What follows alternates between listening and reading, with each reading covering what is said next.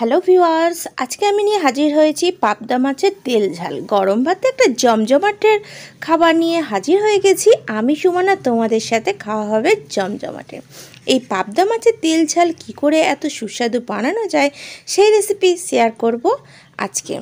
চলো দেখে নেওয়া যাক কী করে বানিয়েছি পাবদা মাছের তেল ঝাল। তোমরা তো বিভিন্নভাবে পাবদা মাছ রান্না করেইছো, তবে আজকের রেসিপিতে একবার করে দেখো, দুমুঠো ভাত বেশিই খাবে।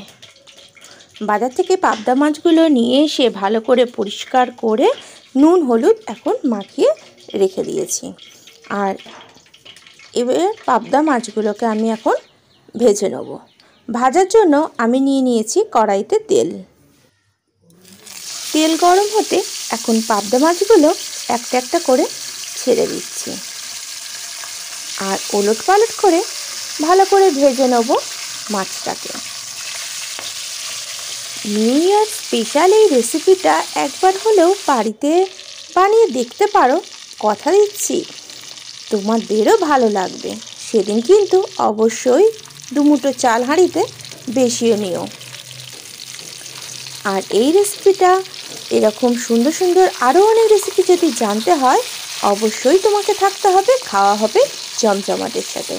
মাছগুলোর একটা সাইড ভাজা হয়ে গেছে, এখন অন্য দিকটাও আবার একটু লাল করে ভেজে নিচ্ছি। মাছগুলো দুদিকটাই বেশ ভালো করে ভেজে নিয়েছি। এখন মাছটাকে আমি তুলে একটা পাত্রে রেখে দিচ্ছি। এইভাবে বাকি মাছগুলোকেও আমি এখন ভেজে তুলে নিয়েছি। এখন মাছটার ঝালটা বানানোর জন্য নিয়ে নিয়েছি পেঁয়াজ, দুটো মাঝারি সাইজের পেঁয়াজ, একটা মিডিয়াম সাইজের টমেটো আর দুটো কাঁচা লঙ্কা চিড়ে নিয়েছি। কড়াইতে মাছ ভাজার পর যে অবশিষ্ট তেলটা ছিল তার মধ্যে দিয়ে দিচ্ছি কাঁচা লঙ্কাটা আর দিয়ে দিচ্ছি পেঁয়াজ আর টমেটোটা। এখন বেশ ভালো করে পেঁয়াজ, টমেটো আর কাঁচা লঙ্কাটা একটু ভেজে নেব।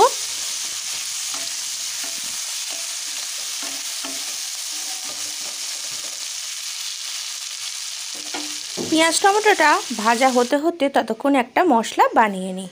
তার জন্য একটা মিক্সির বাটি নিয়েছি, তাতে নিয়ে নিয়েছি 2 চামচ মতন পোস্ত, 8-10টা মতন কাজু বাদাম, নিয়েছি 2 চামচ মতন সাদা তিল, আর এর সাথে দিয়ে দিচ্ছি 1.5 চামচ মতন সাদা সর্ষে। তবে তোমরা যদি কালো সর্ষে ব্যবহার করো তাতে 1 চামচ সাদা সর্ষে আর 1/2 চামচ কালো সর্ষে দিতেও পারো। এখন দেখো পেঁয়াজ টমেটোটা বেশ সুন্দর করে ভাজা হয়ে গেছে। এই অবস্থায় আমি এর মধ্যে দিয়ে দিচ্ছি গ্রেট করে নেওয়া রসুন আর আদা। তোমরা এখানে বাটাও দিতে পারো, তবে আমি এটা সবই আজকে গ্রেট করা জিনিসই দিচ্ছি, এতে খেতে বেশি স্বাদ হয়। ভালো করে আদা রসুনটাও একটু কষিয়ে নিচ্ছি পেঁয়াজ টমেটোর সাথে। যতক্ষণ এটা কষানো হচ্ছে বন্ধুরা, চ্যানেলটিকে সাবস্ক্রাইব করে পাশে থাকা বেল আইকনটিতে অবশ্যই ক্লিক করো, যখন যে রেসিপি আপলোড করব তার নোটিফিকেশন সবার আগে তোমার কাছে পৌঁছানোর জন্য। আর খাওয়া হবে জমজমাটের সাথে দেখো নতুন নতুন সুন্দর সুন্দর রেসিপি জানতে হলে। ভালো লাগলে যদি তাহলে শেয়ার করো তোমার প্রিয়জনের সাথে। দিয়ে দিলাম কাশ্মীরি মির্চি পাউডার 1 চামচ আর দিয়ে দিচ্ছি হলুদ গুঁড়ো 1 চামচ। এখন এই উপকরণগুলো একটু ভালো করে মিশিয়ে নিচ্ছি পেঁয়াজ টমেটোটার সাথে, দিয়ে আর 2 মিনিট মতন আর একটু আমি এটাকে কষিয়ে নিচ্ছি।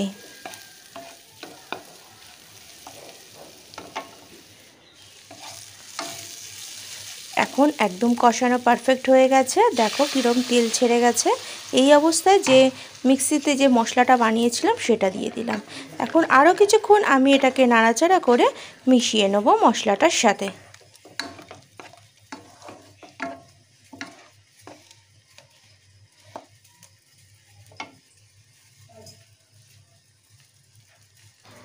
মশলাটা অনেকটাই কষানো হয়ে গেছে, দেখো তেল রিলিজ করা শুরু হয়ে গেছে, তাই আর বেশিক্ষণ লাগবে না, মিনিট 2 মতন আর একটু নাড়াচাড়া করে নিচ্ছি।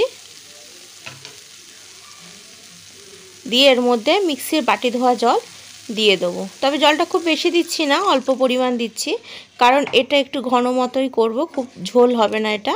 এই রেসিপিটা একটু শুকনো শুকনোই খেতে হয়, তাই এটা জল বেশি দিলাম না, মাছটা জাস্ট ফোটার মতন অল্প পরিমাণ জলই দিয়েছি, 1 কাপ মতো। এখন দেখো গ্রেভিটা বেশ সুন্দর ফুটে উঠেছে। এই অবস্থায় দিয়ে দিচ্ছি একটু নুন। এখন একটু মিশিয়ে দিচ্ছি নুনটা দেওয়ার পরে।